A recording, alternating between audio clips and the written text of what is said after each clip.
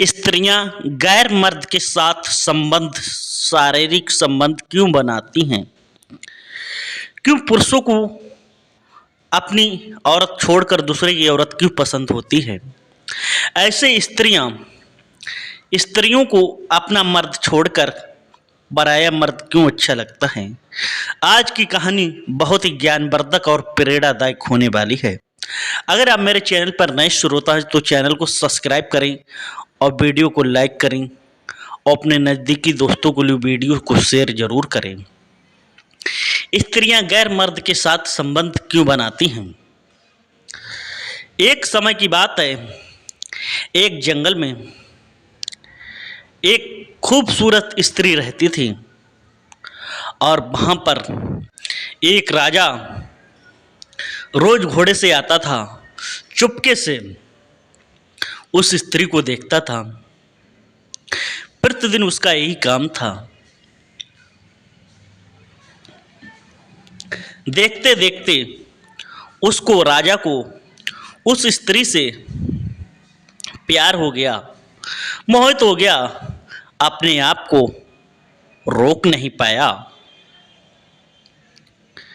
फिर क्या होता श्रोताओं, वो जाता है अपने मित्र के पास छल से, क्योंकि वो इंद्र था और कोई नहीं था। इंद्र अपने मित्र चंद्रमा के पास जाता है और चंद्रमा से कहता है, मित्र, मुझे एक स्त्री है, बहुत ही पसंद आ गई है, मुझे उससे बगैर मिले रहा नहीं जाता है। ऐसा करो, मैंने उनकी दिनचर्या सबको देख ली है। उनके जो पति हैं प्रतिदिन गंगा स्नान को जाते हैं, मध्य रात्रि को, सुबह ब्रह्म मुहूर्त में आप चलो और आप मुर्गा बनकर वहाँ पर आवाज़ लगाना। तभी वो सोचेंगे कि अब सुबह हो गया, चलो गंगा स्नान को चलते हैं।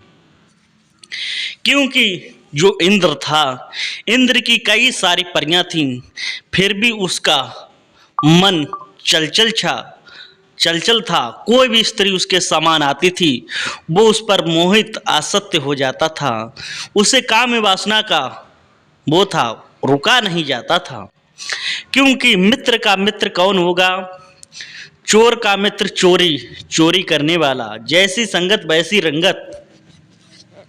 तो मदद किससे मांगी इंद्र ने? चंद्रमा से। क्योंकि चंद्रमा खुद ऐसा ही था इंद्र जैसे कहते हैं इंद्र का चरित्र सही नहीं है, ऐसे ही चंद्रमा का भी चरित्र सही नहीं है। जैसे चंद्रमा तो अपने ही परम गुरु की पत्नी को भगा लाया था। जब वो अपनी गुरु की पत्नी को भगा लाया और उधर इंद्र छल से उस स्त्री के पास जाना चाह रहे हैं। क्या ये देवता है इंद्र? किसी पराई स्त्री को देखकर ये मोहित हो जाते हैं। जब देवता मोहित हो जाते हैं, इंद्र मोहित हो जाते हैं, आज पुरुष की क्या बात करो, ये तो लाजवाब है। जब वो देवता मोहित हो गए तो क्या पुरुष नहीं मोहित हो सकते हैं गैर स्त्री पर? क्या स्त्री नहीं मोहित हो सकती हैं? उनकी तो, इंद्र की तो एक एक समान, एक एक सुंदर परी थी, अप्सराएं थी, फिर भी उनके मन को नहीं रहा गया। चंद्रमा ने कहा, सही है। चंद्रमा जब आया और इंद्र आया, जब मुर्गा बनके आवाज लगाई गेट पर और महर्षि गौतम ऋषि ने सोचा कि सुबह हो गया, ब्रह्म मुहूर्त, अपना कमंडल लिया, गंगा जी की तरफ चल दिए। उधर क्या होता है, जैसे ही वो कुटिया से निकले और इंद्र ने गौतम ऋषि का रूप धारण किया और अंदर कुटिया में प्रवेश हो गया। अहिल्या से मीठी मीठी बातें करने लगा, क्योंकि अहिल्या भी बहुत ही सुंदर थी। मीठी मीठी बातें करके उसे अपनी बाहों में जकड़ लिया और उसके साथ शारीरिक संबंध बना दिए। इधर क्या होता है श्रोता, यहाँ की बात यहीं पर छोड़ो।